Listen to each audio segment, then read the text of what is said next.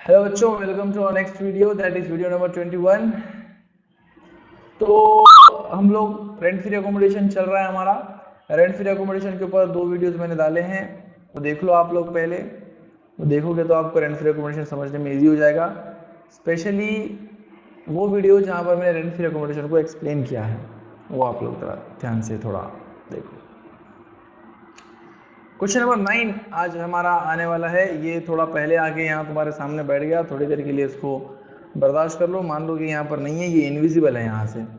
Okay, तो एक काम करता हूँ, इसको गायब भी कर दे रहा हूँ यहाँ से, तो ऐसे ही हो जाएगा।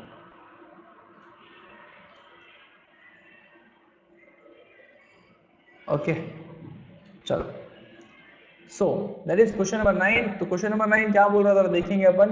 Mister Kanaka is working with Amararaj batteries limited, he is posted in Rajahmundry, population is 3.75 lakh. Mister Kanaka एक अमरराज बैटरीज के साथ काम कर रहे हैं, उनके पास एम्प्लॉय है उनके, और उनकी पोस्टिंग राजामुद्री में हुई है। राजामुद्री में हुई और राजामुद्री की पॉपुलेशन जो है वो 3.75 लाख है। ठीक है, रहने दो। He salary particulars are as follows, उनकी सैलरी की डिटेल हमारे सामने कुछ इस तरीके से है। बेसिक पे है 72,000 रुपये पर एनम, डीए है 36,000 रुपये पर एनम, सीसीए है 24,000 रुपये पर एनम, लंच अलाउंस है 450 रुपये per month. He is provided with a rent free accommodation which is hired by the company on a monthly rent of rupees 2200 per month. उनके पास रहने के लिए किराया मुक्त घर है जो कि कंपनी ने किराए पे लेके उनको दिया, कंपनी का खुद का नहीं है वो घर, और कंपनी उसके लिए 2200 रुपये प्रति महीना किराया भर रही है। फेयर रेंटल वैल्यू उस घर की 2500 रुपये पर मंथ है। फेयर रेंटल वैल्यू मतलब मार्केट वैल्यू। अगर मार्केट में आपको घर की वैल्यू देखेंगे तो 2500 है, लेकिन कंपनी कितना किराया भर रही है उसका 2200 रुपये। कंपनी ने 2200 रुपये में किराए से लिया उसको। दी total cost of furniture provided is 35,000, और जो फर्नीचर वहां पर लगा हुआ है उसकी कीमत, किराया नहीं, उसकी कीमत मतलब वो फर्नीचर खरीदा हुआ है 35,000 रुपये है। आपको चाहिए कि आप उनकी सैलरी कंप्यूट करके दो। तो चलो देखेंगे फिर अपन क्वेश्चन नंबर 9 का सोल्यूशन कैसा आना चाहिए। Computation of income from salary of mister कनका फॉर द असेसमेंट ईयर 2021, और ये है मिस्टर कनका का असेसमेंट।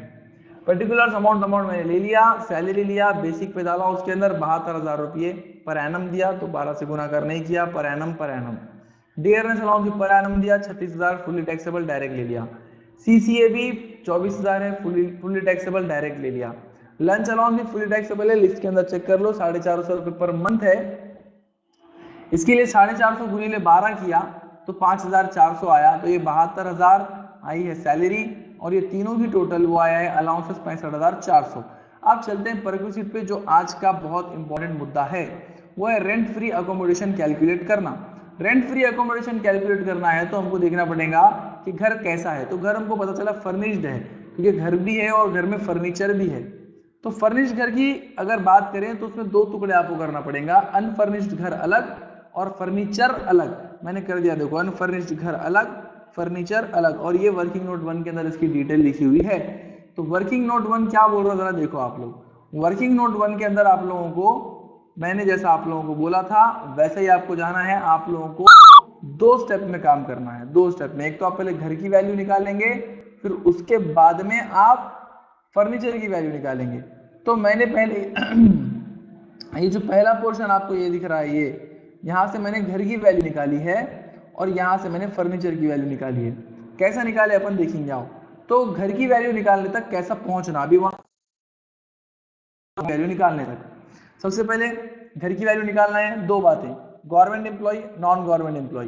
तो कौन सा एम्प्लॉय है, नॉन गवर्नमेंट एम्प्लॉय है। अब कुछ बच्चों को बात समझ में नहीं आएगी, सर नॉन गवर्नमेंट कैसा है। क्लियरली उन्होंने बोल दिया है अमरराज बैटरीज लिमिटेड। कोई गवर्नमेंट कंपनी है क्या ये? नहीं है, नॉन गवर्नमेंट है। तो गवर्नमेंट या नॉन गवर्नमेंट, पता चला कि कौन सा एम्प्लॉय है, नॉन गवर्नमेंट है। जब नॉन गवर्नमेंट एम्प्लॉय का पता चल जाए तो 2 बातें पैदा हो जाएंगी कि घर खुद का है कंपनी का या घर कंपनी ने किराए पे लिया है। तो मालूम चला कि घर कंपनी ने किराए पे लिया हुआ है।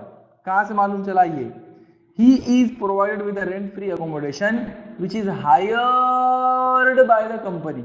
कंपनी ने किराए पे लिया है। ठीक है, अगर कंपनी ने किराए पे लिया है तो फिर कौन सा रूल लागू होगा? ये 2 बातों वाला रूल लागू होगा, एक्चुअल किराया पेड बाय एम्प्लॉयर या 15% ऑफ सैलरी, इन दोनों आंकड़ों में से whichever is less is taxable। अब कुछ बच्चे बोलेंगे सर फिर पॉपुलेशन क्यों दिया, कंफ्यूज कर रहा, गेम खेल रहा हूं तुम्हारे साथ। पॉपुलेशन दिया ताकि आप पॉपुलेशन का रूल लगा दो, लेकिन हम होशियार लोगों में से है, हम वही रूल लगाएंगे जो रूल एक्चुअल में लगना चाहिए। एक्चुअल में हायर्ड का रूल लगना चाहिए, ओन्ड का नहीं। अगर ओन्ड रहता तो पॉपुलेशन, ओन्ड नहीं तो पॉपुलेशन नहीं। हायर्ड है तो ये रूल, ओन्ड है तो पॉपुलेशन। पॉपुलेशन दिया क्यों? घुमाने के लिए दिया, तुमको सताने के लिए दिया, तुम्हारे को चेक करने के लिए दिया। ठीक है, तो पॉपुलेशन है, हमारे को उससे कोई लेना देना नहीं है।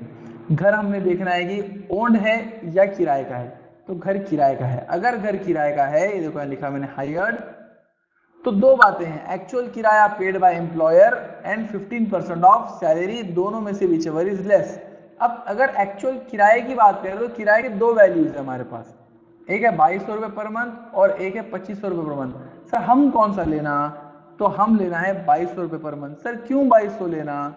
रूल में क्या बोला बेटा, एक्चुअल रेंट, असल में कितना पे किए, सच्ची मुच्ची में कितना पे किए, उसकी कितनी मार्केट वैल्यू है, उससे कोई लेना देना नहीं है रूल को, उससे रूल को कोई लेना देना नहीं है, एक्चुअल वैल्यू से कोई लेना देना नहीं है। रूल बोल रहा है कि सच्ची मुच्ची में कितना किराया पे हुआ।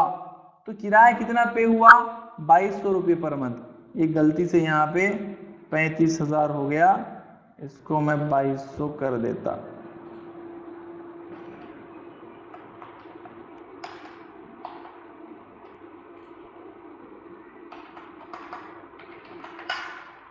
तो ये होता है 26,400 रुपये। ओके चलो,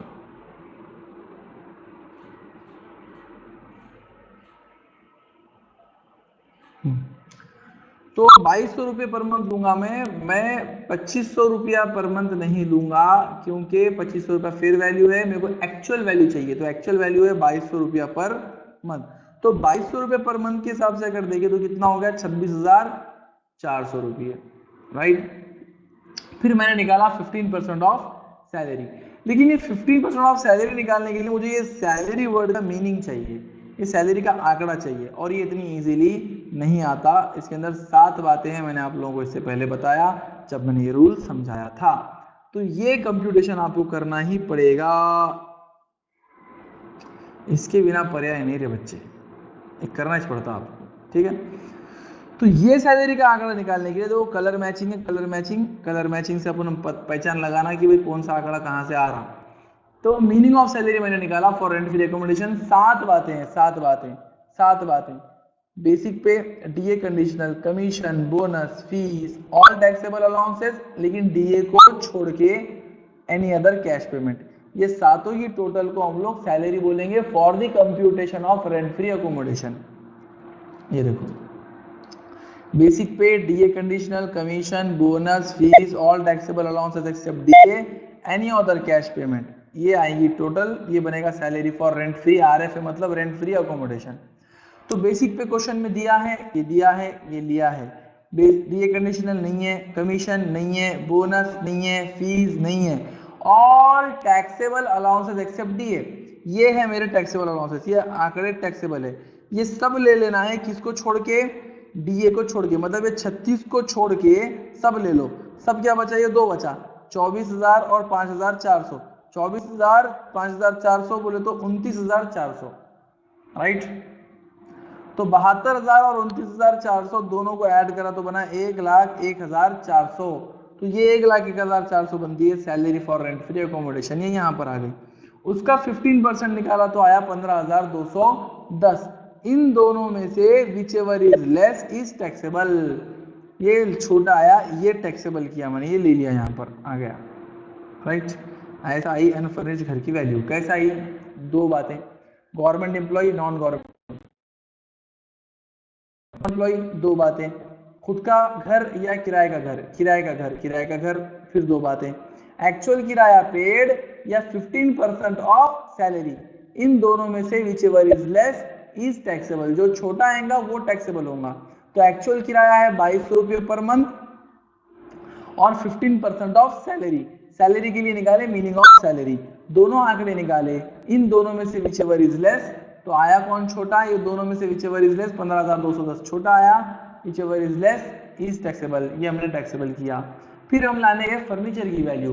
फर्नीचर की वैल्यू लाना है, दो बातें, फर्नीचर खुद का या फर्नीचर किराए का, तो फर्नीचर खुद का है। अगर फर्नीचर खुद का है तो 10% ऑफ फर्नीचर कॉस्ट, सिंपल बात है, जितने रुपये का फर्नीचर है उसका 10% टैक्सेबल है। तो कितने रुपये का फर्नीचर है, 35,000 का, तो 10% ऑफ 35,000 इज 3500। फिर ये आंकड़ा और ये आंकड़ा, मतलब 3500 फर्नीचर की वैल्यू आ गई, 15,210 घर की वैल्यू आ गई, दोनों को ऐड करें तो फर्निश्ड घर की वैल्यू आ गई, वो है 18,710 रुपया। ये मैंने बाहर ले लिया, तीनों को ऐड किया तो मुझे ग्रॉस सैलरी मिली 1,56,110 रुपये। फिर मैंने उसमें से डिडक्शन दे दिया, डिडक्शन अंडर सेक्शन 16 50,000 रुपये सबको देना है, तो बचता है टैक्सेबल इनकम फ्रॉम सैलरी, वो है 1,06,110 रुपये। ओके, क्लियर है? आप लोग ये वीडियो को देखो, समझो, आराम से देखो, सुकून से देखो। Thanks for watching this video. अगर कोई क्वेरी है आप लोग मुझे व्हाट्सएप करो, कमेंट करो, मैं जवाब दे दूंगा। कुछ समझ में आया तो ठीक है, नहीं समझ में आया तो बहुत अच्छी बात है। Take care, bye bye.